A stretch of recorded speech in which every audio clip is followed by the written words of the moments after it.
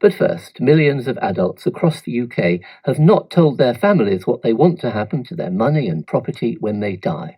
STEP, the Society of Trust and Estate Practitioners, reported this week on a survey which found 4 out of 5 adults had kept their loved ones in ignorance of their wishes. A third of them didn't even have a will. Mark and Helen, both on their second marriage with 5 children between them, were in that situation when the unthinkable happened.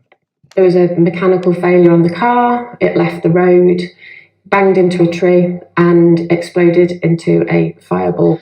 Well, luckily for Mark and his family, he survived thanks to the bravery of 3 strangers who pulled him from the burning car seconds before the fuel tank exploded, saving not only his life, but what Helen said would have been chaos in the family's finances. Dan's with us. Dan, you spoke to Helen about this. Yeah, and that car crash Helen was just talking about, Paul, it was quite the remarkable escape for Mark. Well, that happened back in 2012 when their children's ages ranged from 4 years old to 18. And not only that, but they ran a business together too. And in terms of planning for when either of Mark or Helen died, well, neither of them had done much of that. If we'd lost Mark that day, it probably would have been close to chaos. We'd have had life cover that would have cleared the mortgage, etc. But in terms of there being any buffer beyond that, very little at all. I can't even begin to think what it might have been like, to be honest. And Dan, I mentioned that STEP survey, which found most people don't have plans for their finances when they die. What's the detail on what they found? Well, STEP surveyed 2,000 adults across the UK and found 80% of them said their family aren't aware of their wishes for when they die, with around 35% saying they don't have a will. Now, another bit of research STEP did was to speak to more than 500 of its members, so obviously they're experts in this area, Paul. Nearly half of those said they've seen an increase in disputes following the death of a loved one within blended families. Now, needless to say, after nearly losing her husband, Mark, well, Helen treated it as a bit of a wake-up call. We've obviously got provisions in place, but life moves on, and a will and it's a living and breathing thing itself, and the dynamics of the family continue to change. I mean, our youngest is now about to go to university and everyone else is off doing their own thing. So if I'm really honest, we're due an update again to capture all of that. 7 years ago, our niece and our nephew joined our family as well. So we would want to provide for them in some way. So it's something that we know we've always got to keep on top of. But we have open conversations about it as a family as well.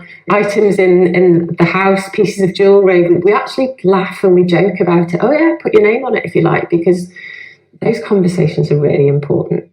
So Dan, Helen and Mark, now well organised, why were they, and indeed most others, as that research found, so unprepared? I think one of the reasons, Paul, so many people don't plan for when they die is because A, they don't like talking about dying, but B, they might also think estate planning doesn't matter to them. But we're not talking about big country houses and landed estates. We're actually talking about owning or part owning your own home if you have a pension, if you have any savings or investments, or if you're in work and have death-related work benefits. These are all very common things and the type of things that do need planning for when someone dies.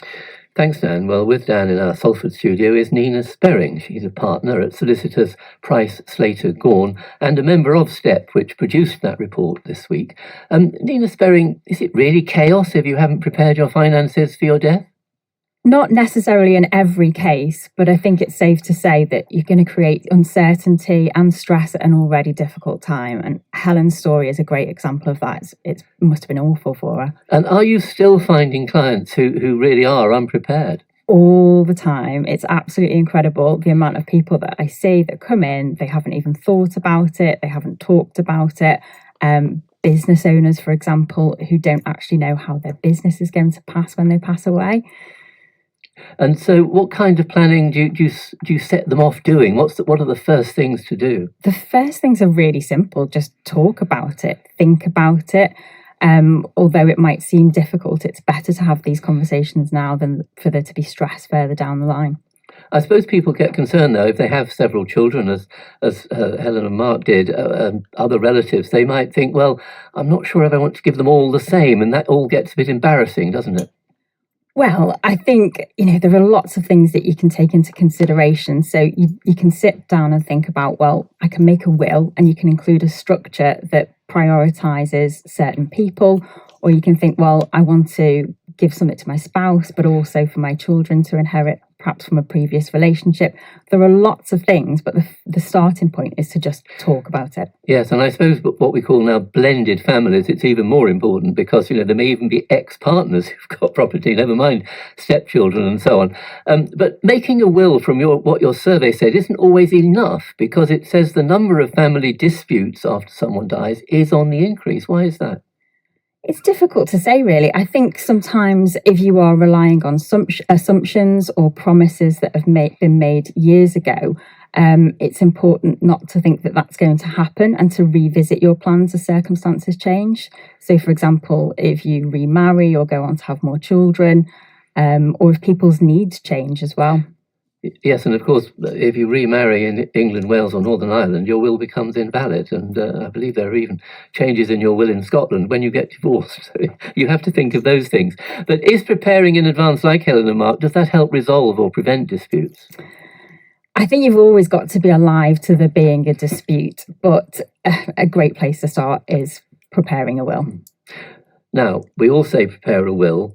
Some people think, well, I don't want to spend all that money on a solicitor. Are there problems with wills that aren't done properly? You can download a form and do it, can't you? You can go to a so-called will writer, which I think is unregulated. Should you always use a solicitor? So some will writers are unregulated. You don't always need to use a solicitor, but I would always recommend using a TEP. So that is somebody that is qualified in that particular area. And they will be able to specialise and advise on those particular points. Yes, I mean, I guess you would say that, but people are still afraid of the cost. What will it cost? Is it hundreds? Is it thousands? I think you'd probably be pleasantly surprised. I'd think of it as, if you have a house, you'd want to insure it. You might have an estate that's worth a few £100,000. It's money well spent, but it doesn't have to be complicated. And you're paying for the advice. You're not paying for the document. Yes. And I was also advised many years ago to set down the details of all my finances, loans, possessions, accounts, so that people know, because they don't necessarily know about your affairs, do they? Now, people listening, perhaps among those millions who haven't done all that, briefly, where should they start?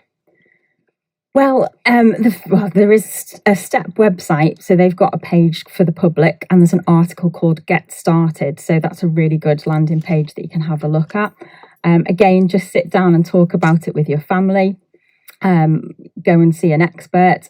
If you go and see somebody, for example, it's a solicitor that's been recommended to you, they can put you in touch with people like financial advisors and accountants. Yeah. The main thing is don't do nothing.